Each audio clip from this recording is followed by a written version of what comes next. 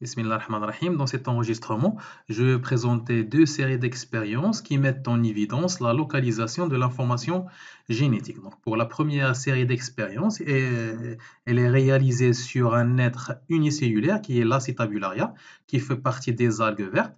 Et la deuxième série d'expériences est réalisée sur les souris, des souris donc, qui font partie des mammifères. Et bien sûr, ce sont des êtres pluricellulaires.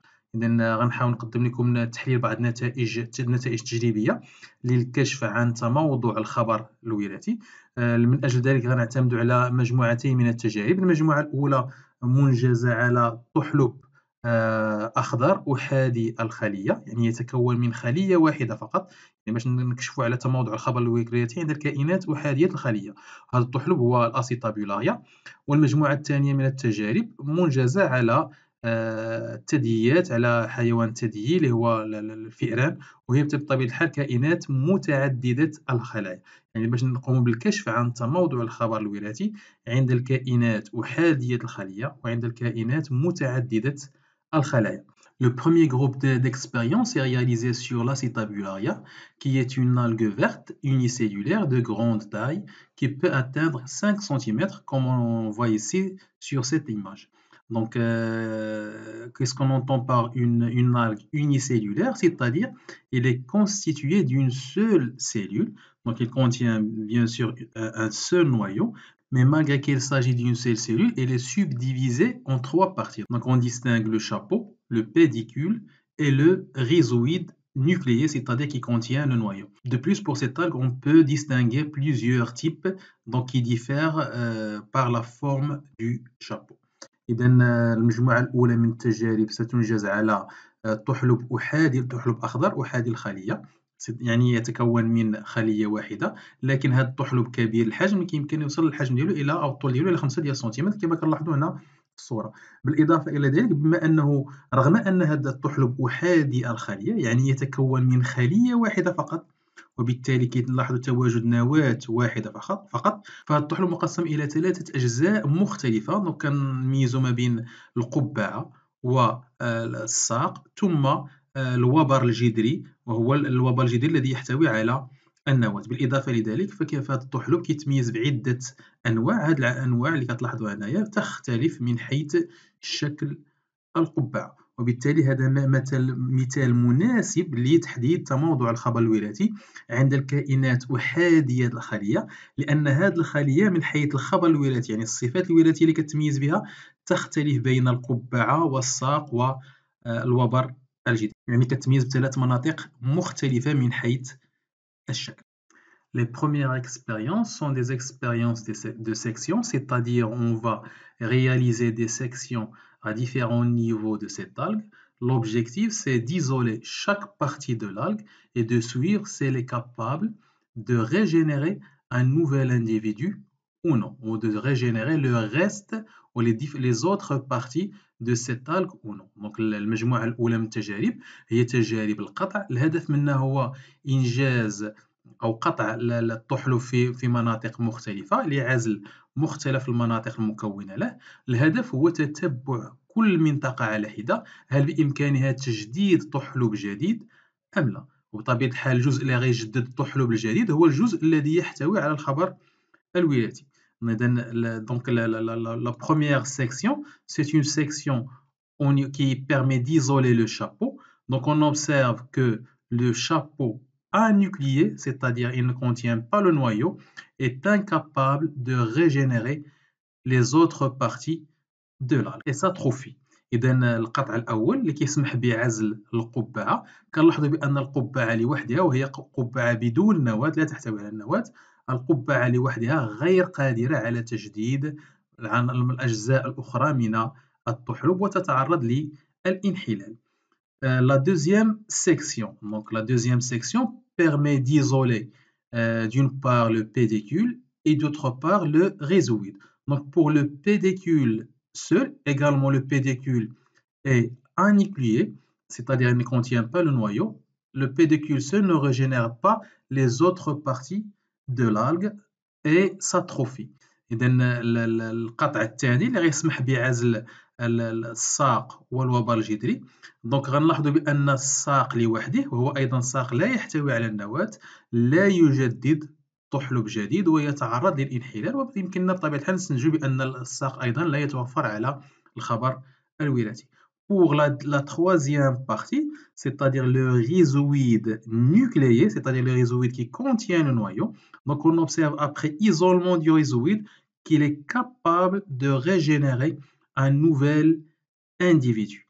Donc bien sûr un nouvel individu avec le pédicule et le chapeau. إذا كنلاحظوا بأن الجزء الأخير المحتوي على أو مكون من الوبر الجدري الذي يحتوي على النواة قادر على تجديد طحلب جديد بجميع مكوناته الأولى، يعني بالساق والقبعة، ولا يتعرض للانحلال.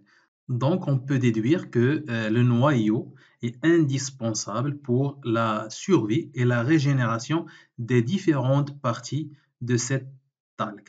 إذا كيمكننا نستنتجوا بأن النواة ضرورية لعيش هذا الطحلب ولتجديد مختلف أجزاء هذا الطحلب. وبطبيعة الحال هنا ما يمكنناش نجزموا بشكل نهائي بأن الخبر الوراثي يتموضع على مستوى النواة، لأن هناك يمكن يكون كفرضية يكون دور أيضا للوبر الجدري الذي يحتوي على النواة، يكون عنده دور أيضا في تحديد الصفات الوراثية لهذا الطحلب. دونك لتحديد أو للتأكد 100% بأن النواة هي التي تحتوي على الخبر الوراثي غنقوم بالسلسلة الثانية من التجارب. Donc pour la deuxième expérience, c'est une expérience de greffe entrecroisée de noyaux. Donc التجربة الثانية هي تجربة زرع متبادل للنواة. Donc pour cela, on a besoin de deux espèces différentes d'Acetabularia. La première espèce Acetabularia mediterranea et la deuxième Acetabularia crenulata.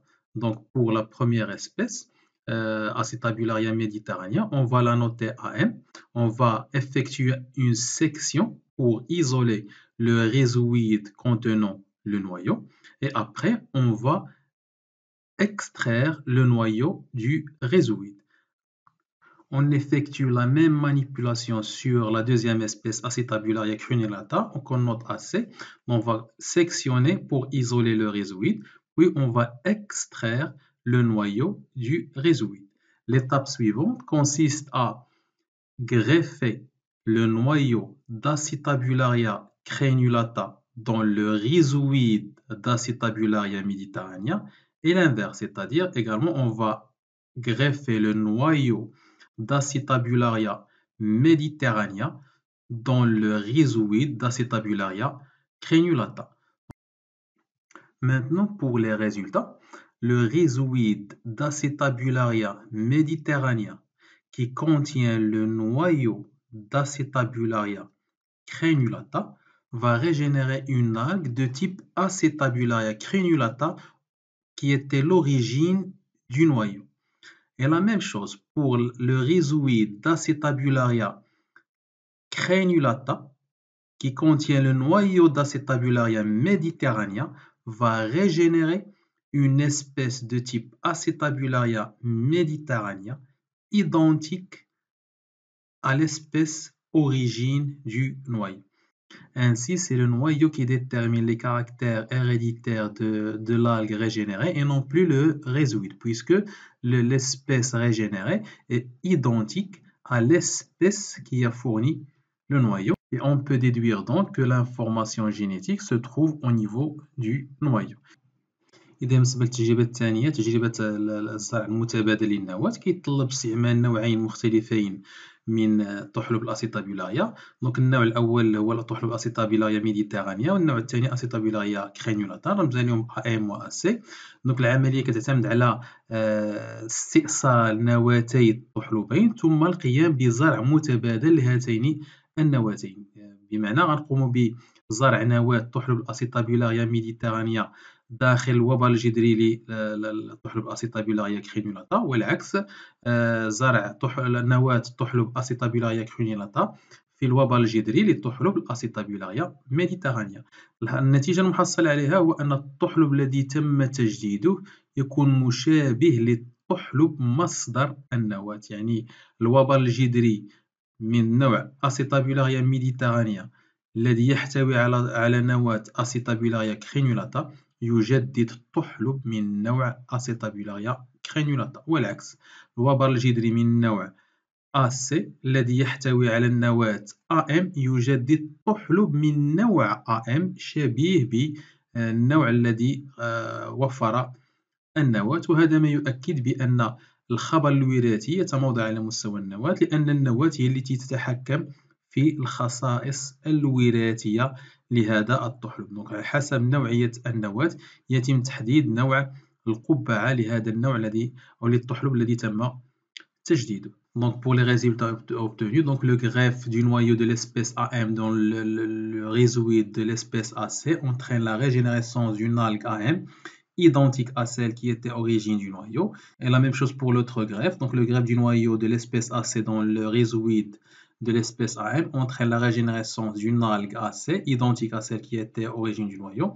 Et on peut déduire que le noyau renferme l'information génétique qui détermine les caractères héréditaires. وبهذا الشكل هذا نكون حددنا بالنسبة للكائنات أحادية الخلية أن الخبر الوراثي يتموضع على مستوى النواة. Donc pour les espèces unicellulaires, l'information génétique se localise au niveau du noyau.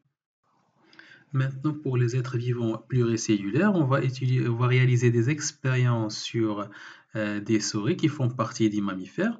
Pour cela, on va faire intervenir 3 souris différentes, une souris grise A, une souris noire B et une souris blanche C.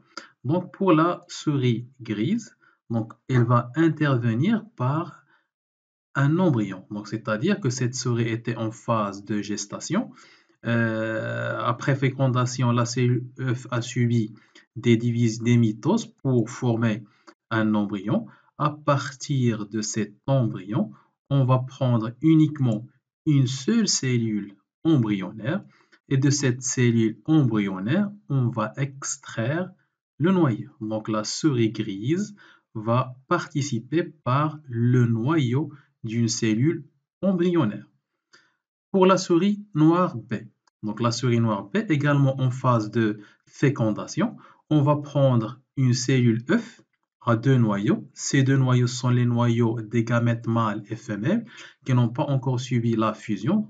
Donc on va extraire les 2 noyaux de la cellule œuf de la souris B et on va implanter le noyau de la cellule embryonnaire de la souris A. Autrement dit, la souris noire B va intervenir uniquement par le cytoplasme de la cellule œuf. Comme ça, on va obtenir une cellule œuf constituée du cytoplasme et la membrane cytoplasmique de la souris noire B, mais avec un noyau de la cellule embryonnaire de la souris grise A. Cette cellule œuf hybride, on va l'implanter dans l'utérus de la souris blanche C gestante. Gestante, c'est-à-dire en phase de gestation, donc elle peut assurer la présence des hormones nécessaires à l'évolution de cette cellule œuf. Les résultats obtenus, donc vers la fin, on va obtenir deux souris blanches.